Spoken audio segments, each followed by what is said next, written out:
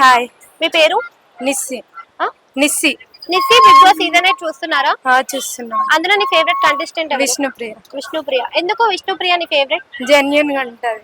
కానీ తను ఎక్కువ ఫోకస్ అంతా పృథ్వీ మీద పెట్టడం వల్ల తన రేంజ్ అనేది పడిపోయింది అంటున్నారు కదా, నీకు అట్లా అనిపిస్తుందా? అట్లేం అనిపించట్లే. తన గేమ్ తను ఆడుతుంది. తను ఎలా ఉండాలనుకుంటుందో అలా ఆడుతుంది. ఓకే. సో ఇప్పుడు పృథ్వీ వెళ్ళిపోయాక గేమ్స్ పైన ఫోకస్ పెడుతుందంటారా విష్ణుప్రియ? పెడుతుంది. ఎంత వరకు?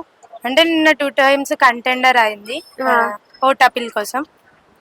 సో ఓటాపిల్ కోసం చూస్తేనేమో మనకి అవినాష్ త్యాగం చేశాడు కదా రోహిణి కోసం అని చెప్పేసి. సో కాన్సన్ట్రేషన్ అనేది కూడా అలానే ఉండాలి కదా మరి. అంటే ఫస్ట్ టాస్క్ లో కూడా తను 100% ఇచ్చింది. ఫస్ట్ టైం కూడా తను కంటెండర్ అయింది. So comparing to previous season ఈ సీజన్ లో ఉన్న గేమ్స్ కానీ టాస్క్లు కానీ ఎలా అనిపిస్తున్నాయి? బాగానే ఉంది. చాలా మంచి అనిపిస్తున్నాయి. కొంచెం బ్రెయిన్ అంటే లాజిక్ తో ఉండే గేమ్స్ ఉన్నాయి. అంటే ఇప్పుడు లాస్ట్ సీజన్ లో మనం చూసినట్లయితే మనకి కొన్ని గేమ్స్ కానీ కాన్సెప్ట్ కానీ ఈసారి కొత్తగా తీసుకొచ్చారు. ఎక్స్ కంటెస్టెంట్స్ ని తీసుకొచ్చి చేయడం, ఎలిమినేషన్ కంటెస్టెంట్స్ తీసుకొచ్చి నామినేషన్ చేపించడం, ఇలాంటి కాన్సెప్ట్స్ మీకు ఎలా అనిపిస్తున్నాయి? బాగున్నాయి. యాక్చువల్లీ ప్రీవియస్ సీజన్స్ లో ఎక్స్ కంటెస్టెంట్స్ నుంచి నామినేషన్స్ ఇలా ఏం లేవు. ఇంకా మొన్న ఈ వీక్ వరకు అయితే ఎక్స్ కంటెస్టెంట్స్ వచ్చి టాస్క్ పెట్టడం ఫైనలిస్ట్ కి, అలాంటి టాస్క్ చాలా బాగుంది. ఓకే. సో ఇప్పుడు ఉన్న వాళ్ళలో అవినాష్ ఎలా ఆడుతున్నాడు? టికెట్ ఫినాల్ కి తను సెలెక్ట్ అయిపోయాడు కదా ఆల్రెడీ. సో ఎలా ఆడుతున్నాడు తను బాగానే ఆడుతున్నాడు. కానీ అంటే ఎంటర్టైన్మెంట్ ప్రకారం చాలా బాగా ఇస్తున్నాడు. కానీ గేమ్స్ అంత బాగా ఆడడం లేదని నాకు.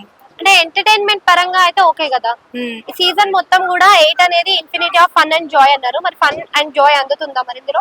ఫన్ అయితే అందుతుంది, కానీ గేమ్స్ కూడా ఇంకా కొంచెం బాగా ఆడాలి. సో నిన్న చూసిన టాస్క్ లో కూడా ఓటాపిల్ కోసం ఎవరు మంచిగా అడిగినట్టు అనిపించింది మీకు? నబిల్, విష్ణుప్రియ, ప్రేరణ. సో ప్రేరణ గేమ్ ప్లే ఎలా అనిపిస్తుంది మీకు?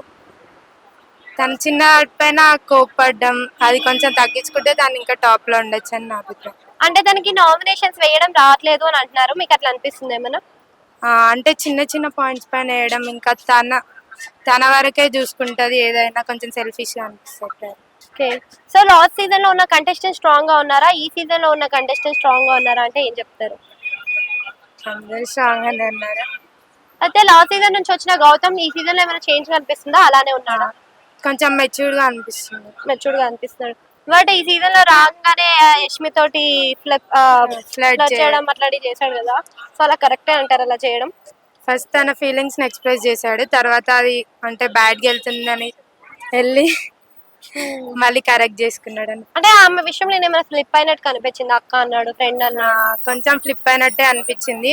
కానీ ఎట్లా ఇప్పుడైతే గేమ్ పైన ఫోకస్ చేస్తారు. సో టాప్ 5 లో ఉంటాడా మరి గౌతమ్ ఇప్పుడైనా?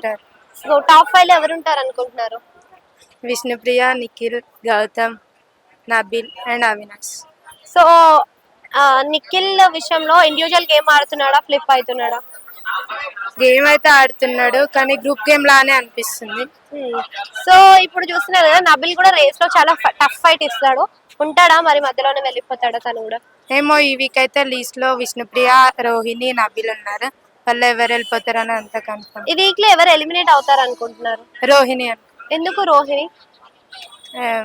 అంటే ఇప్పటి వరకు అయితే ఎప్పుడు నామినేషన్స్ లోకి రాలేదు కదా. ఓకే.